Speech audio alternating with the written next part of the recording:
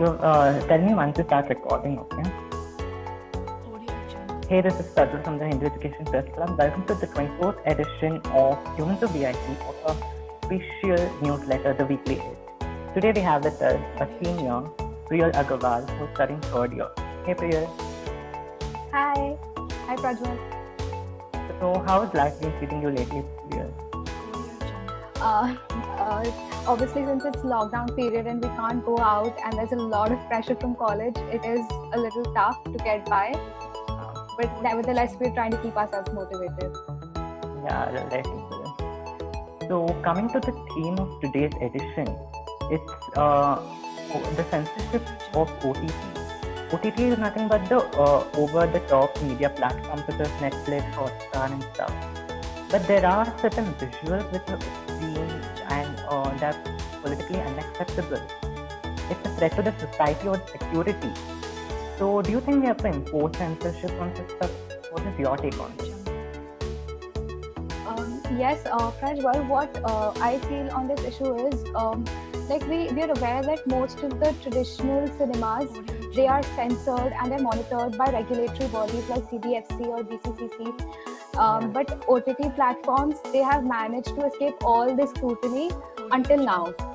So recently, since the outbreak of the COVID-19 pandemic, there has, the controversy over the need for censorship of OTT platforms has sparked up to a really high rate. And what's this fuss all about? What is really the need? Now, before we proceed, I'd like to mention that it's very difficult to take a stance on such an issue because you cannot view it from a singular perspective or a singular angle, right?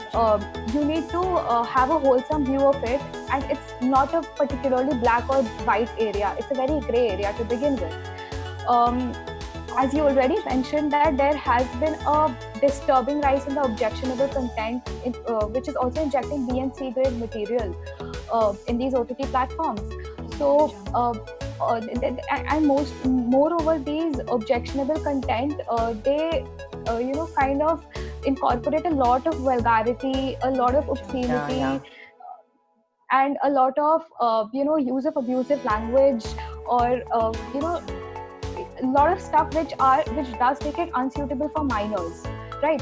So, although there is a need for this content and to be restricted on the relative to age, but it is very difficult to do that because such content is freely available all over the internet, and the access is unrestricted. I mean, which kid does not know how to use Netflix or Prime and access the content available on it?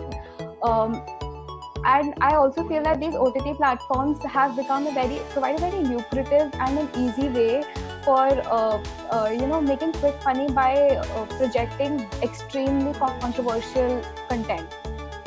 So all these reasons may seem enough and sufficient to kind of enforce censorship on OTT platforms, but is that really the scenario is the question. I believe that most of the censorship that's there, it's politically motivated. And given the fact that the traditional cinemas are already mentioned and all other traditional forms of media are regulated by government bodies, leaving these OTT platforms as the only form of media that have the right to project the true socio-economic situation within the country. Should they really be censored? Is the question. Should they really be censored? Because there have been various shows. Like let's take up a recent example of say Patal Lok, which was mired by controversies ever since its release. Why was that? Was it just because of the violence? I doubt it was also because of the religious bigotry or casteism or the hypocrisy of upper caste politicians or the discrimination against Dalit women. It was projecting all of these things, which is why its content became extremely questionable. And I can give you a series of examples. Even Sacred Games, it was also heavily criticized when it was released, not just because of the heavy violence that it portrayed, but also because of its speculative lines on various political leaders. There were cases of Hindu phobia and all. Sacred Exactly, Games, Hinduphobia. Mirzapur, Patal, all of these come under, they have a peak of violence in such shows. Exactly, and it's very difficult to pinpoint whether or not a censorship is needed in such a situation, because we live in a free country, and when we're trying to question the projection of exigent reality that these OTT platforms are trying to portray in terms of the socio-economic and political truth, curbing it compromises democracy altogether. So the need for censorship is still debatable and questionable. Moreover, most OTT platforms have not agreed to enter into a regulation by any government bodies, which is why I believe they recently adopted this self-regulation code, under which I believe that was just an attempt to preempt the government censorship, because it just consists of an advisory panel of three, two of which are executives of the same OTT platform. So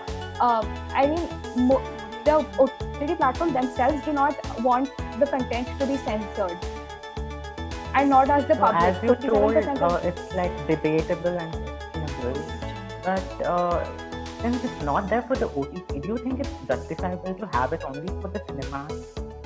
Like, bold narratives and all are just in the OTT platform, but when it comes to the mainstream cinemas, it faces a lot of issues, like, Utta Punjab, Padmavat, they did not have a smooth run. They had to, face the censor board first. And so, do you think it's justifiable to have it for only the cinemas which hit the plexus and theaters? I don't know if it's justified or not, but given the fact that digital media is considered as intermediary, they are not, they cannot, there is no law, the laws around this are very blurred. So the government agencies really do not have a right to censor it. They just have a right to censor it when it shows explicit content, whereas mainstream cinemas, they fall under the direct jurisdiction over the government because of the establishment of CBFC.